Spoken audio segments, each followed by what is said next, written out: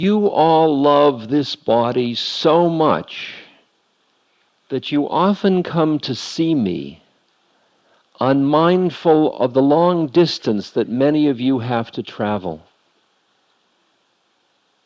Yet it is true that this body has no relationship with any of you except the kinship of the Atma, meaning the source, the truth, the love, which this body enjoys equally not only with each of you, but even with all trees, creepers, and foliage around, as well as with rocks, mountains, and everything else.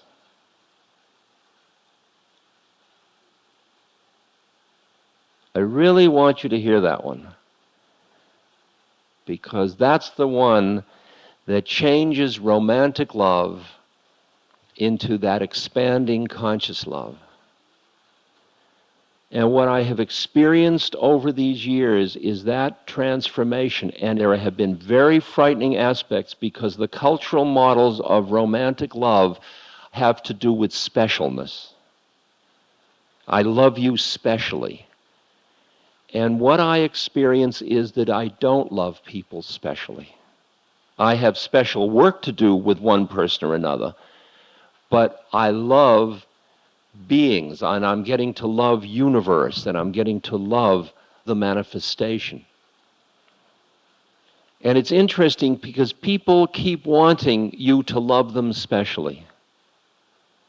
And I don't feel it anymore. I don't feel it anymore. And it's a strange experience.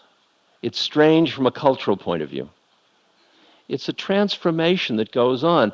And at first, when it starts to happen, because you have initially identified that feeling of love to somebody else with a quality of possessiveness, or collecting them, or wanting them around, I'll tell you what happened to me. I started to guide people through acid trips back in the 60s.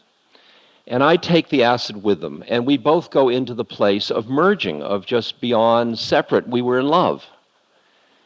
And then the session would be over, Saturday night would be over, and there'd be Sunday.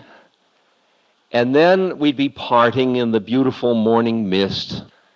And they had never had a thing like this before. And they would say, "When can I see you again?"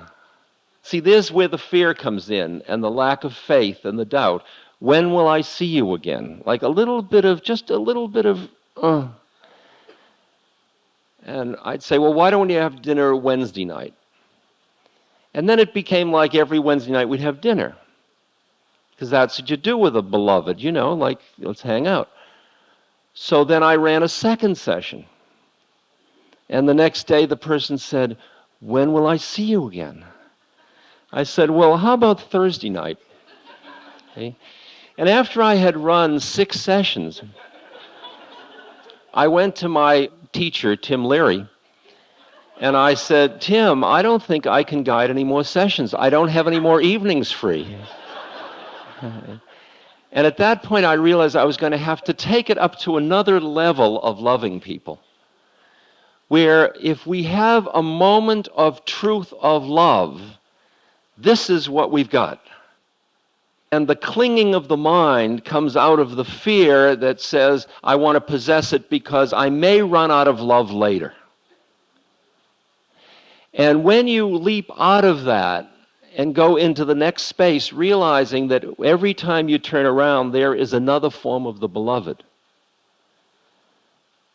It's interesting because I'm a wanderer. Maharaji said Ram Dass should not stay in one place. He should keep moving around because yogis, like water, tend to go bad if they stay in one place too long.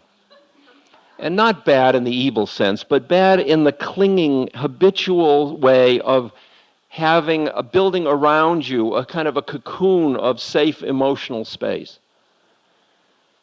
And it's much different when you're on the road all the time and you're meeting motel keepers and they're your host for that moment, and on and on and on, and airport people and all that. Is that the beloved? Are you traveling with the beloved, or are you waiting to get home to the beloved?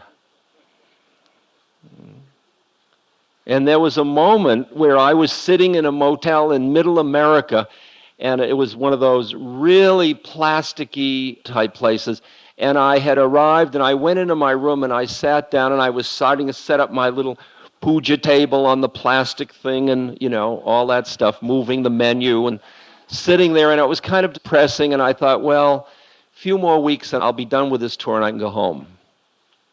And then I saw the pain that that thought was creating for me. And I got up, and I walked out of the room, closed the door, walked down the hall, turned around, came back, unlocked the door, and yelled, "I'm home!" And I came in, and I sat down, and I looked, and, you know, I wouldn't have decorated particularly this way, but, you know, what the hell, you know? I thought, if I'm not at home in the universe, boy, I got a problem. I got a problem. If I say I can only be home here, not there. What is home? Home is where the heart is. Home is the quality of presence. It's the quality of being wherever you are.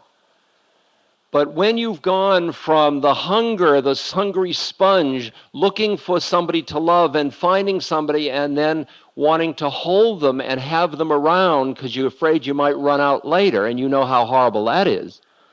And then you start to cultivate these inner qualities of spaciousness and awareness, and you begin to feel this love, not in a possessive way, but in a, like, light pouring out of you. And you just love people just because they are. You love things because they are. You see the manifestation, the awe, the mystery of the divine in form. When that starts to happen, you still have your old models of possession going. They haven't been burned out yet. So when you love the second person, you want to collect them too. And then the third person, you want to collect them too. I usually kid about, my story is that you fall in love with somebody and you nest, and you collect feathers and build a nest and straw and drapes and stuff. And then you need to go to the supermarket and you get yogurt and beer, and you're at the checkout counter, and you look into the eyes of the person at the checkout counter, and the thing happens again, because the eyes are the windows of the soul. And you're in love, because now you're starting to function from this place. When you're in this place, everybody you look at is your lover. When you are in love, you see love where you look. So you look, but your old model is, I got to collect this. My God, this is great. We are in love, and it's the checkout person. Okay? So the question is, have you considered a ménage à trois? Are you opposed to open marriages, you know? But then what's going to happen? You walk down the street and you look, and there's another one. And the politics get so complicated. And you realize you've got to graduate from a deprivation model to an abundance model. And I don't mean that in the kind of cheesy way it's often used. It's abundant so I can have it. It's abundant because you are it.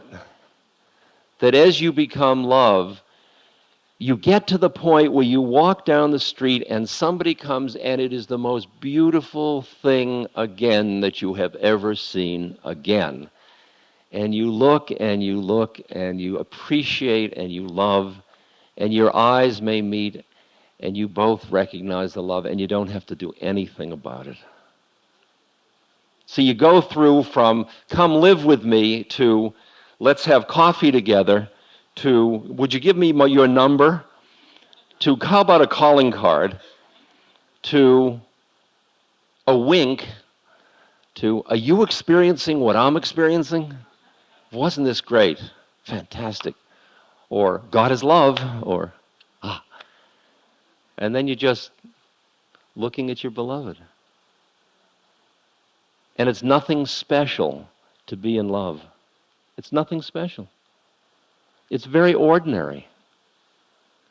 How alien that is in this culture to think that being in love with the universe is ordinary.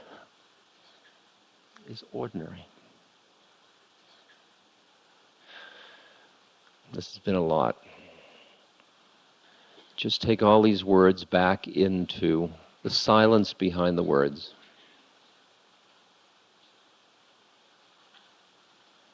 Kabir said, "Since the day I met with my Lord, there has been no end to the sport of our love. I see with eyes open and smile, and behold the beauty everywhere. I utter the Lord's name, and whatever I see, it reminds me. Whatever I do, it becomes worship." The goddess is everywhere. Anybody you have ever touched in true love, that love still is present. Where can it go?